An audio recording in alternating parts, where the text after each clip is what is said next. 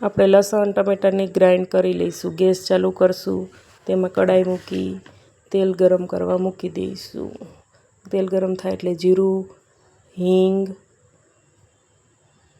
આપણે લસણ અને ટમેટાની પેસ્ટ બનાવી હતી તે હવે ઉમેરશું. તે પેસ્ટ થોડીક આપણી સતળાઈ જાય એટલે એમાં આપણે મસાલા કરશું. રેડ ચીલી પાવડર, 1 ચમચી હળદર,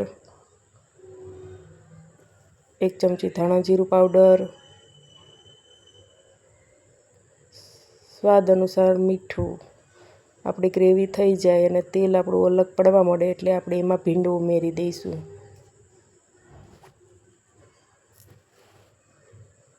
ભીંડું આપણો મિક્સ કરી લઈશું અને પછી આપણે એને ઢક્કણ ઢાંકી દઈશું અને ઢક્કણ ઉપર આપણે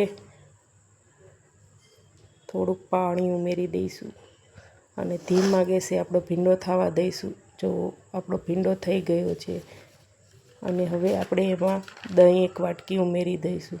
આ રીતે તમે સબ્જી બનાવશો એટલે સબ્જી ધાબા સ્ટાઇલ બનશે. સબ્જી થોડી વાર તો મારી ચેનલનું નામ હેતલ્સ કુકિંગ છે. Like and subscribe. જો આપણી સબ્જી બનીને તૈયાર થઈ ગઈ છે.